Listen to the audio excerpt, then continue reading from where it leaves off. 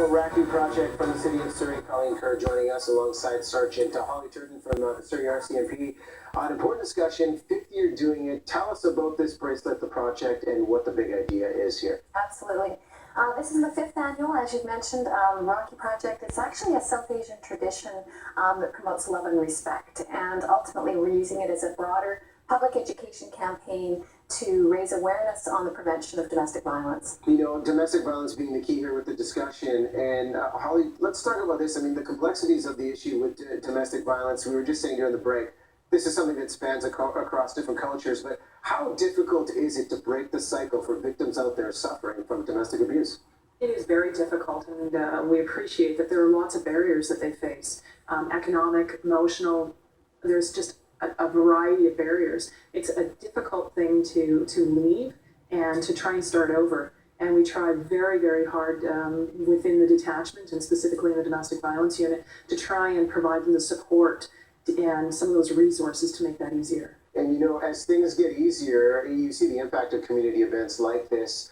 Colleen, what have you seen now that this is the fifth year, the discussions happening, how victims are stepping up, maybe sharing their story? What have you seen as the impact of the Rocky Project? Well, most interestingly, in the last week or so is one of our local reporters actually shared her personal story and actually divulged really for the first time publicly that she has been a victim as well as growing up in a situation of domestic violence. And it was very powerful and it was very difficult for her, but so many people have stepped around in support, and it was a really good indication that it's just happened. It can happen to anybody, you know. You know, I've read this article, and when we have this discussion with domestic violence, the idea of isolation stands out. And this article is a prime example of someone saying you are not alone. Yeah. And, you know, when you're not alone in the process, the idea of the support you get is huge in this. The first responder role. Tell us about this, because I mean, you brought some photos of some of the first responders out there. How crucial is this role for them, and what is the most important question to ask when they're dealing with victims? The first responder role is critical. They are the first people who are intervening, and it's a highly emotionally charged situation. And they're really the first ones that are creating that relationship and trying to bridge that gap between what's just happened and the events that are going to occur that follow from it.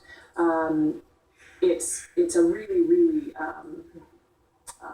difficult time for them, and we really want to be there to help them. And the most important question is, how can we help make you and your family safer? And that's our first priority. Safety, and I guess building trust to you know, create that dialogue to move forward and break the cycle altogether. This was an initiative that started mid-July. It's going up till the end of August. What's planned now for the next 2 weeks in terms of events, exposure, awareness? Mm-hmm. Well, essentially all of our point of sale locations, essentially these are $5, and they're sold at Fruit Account locations at Save On Foods, as well as through the City of Surrey, and ultimately the proceeds go towards our Surrey Coalition Against Domestic Abuse, which culminates with a conference in the fall for service providers, so that we can develop resources and better connections and collaboration among service providers. And get that support network. Yeah. The website, once again, if people want to find out more for resources? Yes, it's surrey.ca/crime reduction, all one word. Perfect. All right, Excellent. there it is on screen. Ladies, thanks so much for taking the time today. Thank you. All important issue. We'll wear this loud and proud throughout the morning. We're going to take a break right now to watch this video roundup coming up after the break. Speaking of safety, I don't even know how this happens. Former Chief